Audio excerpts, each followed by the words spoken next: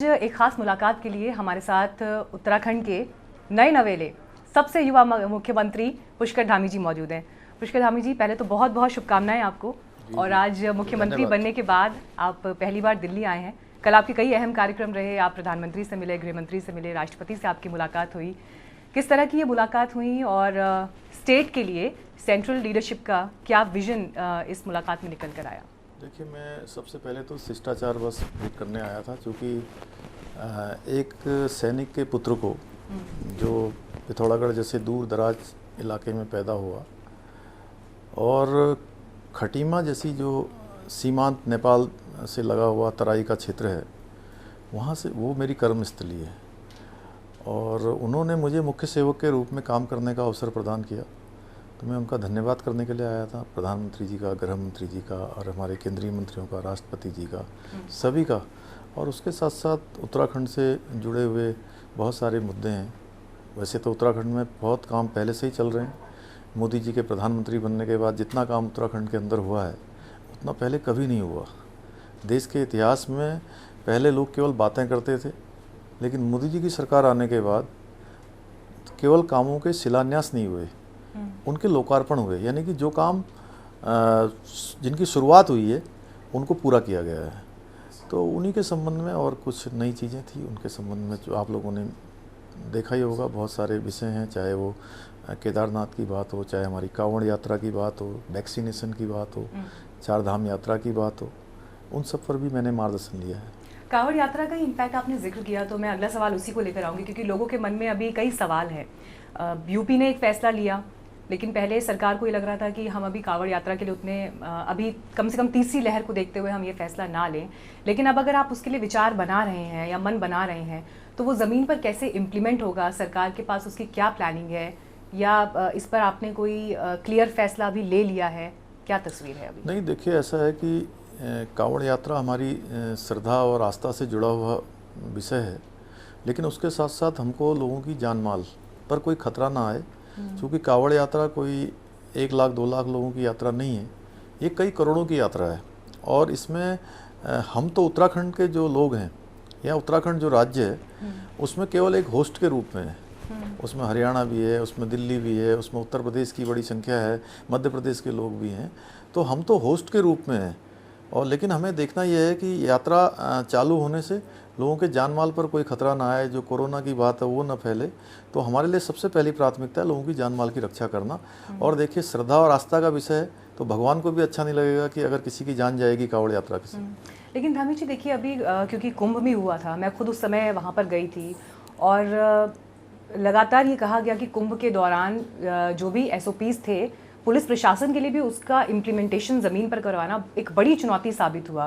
कितने साधु संतों की जान भी गई उस समय। तो ऐसे में अगर कांवड़ यात्रा करवाने का फैसला कंफर्म हो जाता है, तो जो दूसरे स्टेट से लोग आएंगे, तीसरी लहर के मद्देनज़र क्या उत्तराखंड इस संकट के लिए तैयार है? नहीं, मैंने आपसे पहले ही कहा कि कांवड़ यात्रा केवल उत्तराखंड की नहीं है।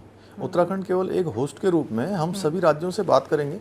अभी अधिकारी लेवल पर बातें हुई हैं, अगर उच्च स्तर पर बात करने की आवश्यकता पड़ेगी तो उसकी भी बात करेंगे।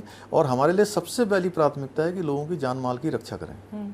ऐसी एक तस्वीर हमने देखा कि मसूरी में दिखाई दी, और उसे लेकर बड़ी चिंता भी देश भर में जाहिर की गई कि अगर इस तरह से लोग बेपरवाह होकर हिल स्टेशंस पर पहुंचने लगेंगे और इतनी भीड़ इकट्ठी हो जाएगी जहां ना मास्क है ना सोशल डिस्टेंसिंग है, तो ऐसे में जब बार बार जिक्र होता है गाइडलाइंस का पालन करें, तो क्या किसी लहजे में सरकार, चूंकि ये भांपने में कि इतने लोग पहुंच जाएंगे, उसके लिए क्या हम पहले से तैयार नहीं थे?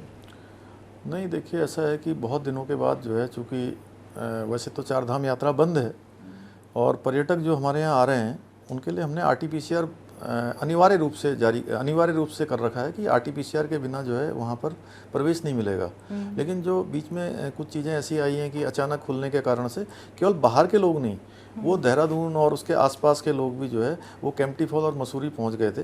तो उसके कारण से अत्यधिक ज़्यादा एकदम से जो बाहर से आने वाले संख्या नहीं थी, वो उत्तराखंड के अंदर की संख्या थी। लेकिन उसके बावजूद भी हम लोगों ने जो है अभी नई गाइडलाइन जारी कर दी है कि अब जो भी होटल हैं हमारे, वो 50% जो है क्षमता के आधार पर ही चलाए जाएंगे। और कोई भी अगर बिना मास्क के घूमेगा तो उसका चालान पहले से हो रहा है, और मास्क भी वितरित किए जा रहे हैं। हम लोगों का पूरा ध्यान है कि किसी भी तरीके से लोगों को बचाया जाए। इसी से आगे बढ़ते हुए, क्योंकि धामी जी जब आपने मुख्यमंत्री पद की कुर्सी संभाली है तो बड़ी उम्मीदों से पूरा उत्तराखंड इस वक्त आपको देख रहा है, और ना सिर्फ उत्तराखंड बल्कि यूथ में एक अलग तरह की ऊर्जा और उत्साह है कि एक युवा चेहरा मुख्यमंत्री पद पर आया है।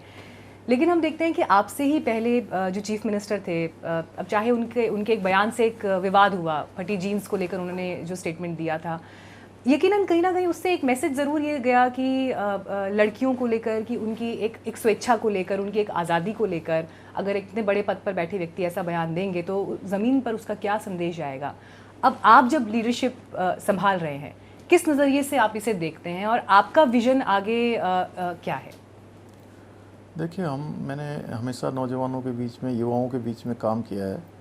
मैं एक सामान्य परिवार में पैदा हुआ हूँ, मैं एक सैनिक का बेटा हूँ, और सैनिक के बेटे के रूप में मैं जब छोटी सी जगह से निकल कर लखनऊ पढ़ने गया तो बहुत सारी नई चीज़ें वहाँ सीखी, नई चीज़ें देखी। मैं विद्यार्थी परिषद का कार्यकर्ता रहा, उस दौरान बहुत सारा हम लोगों ने संघर्ष किया।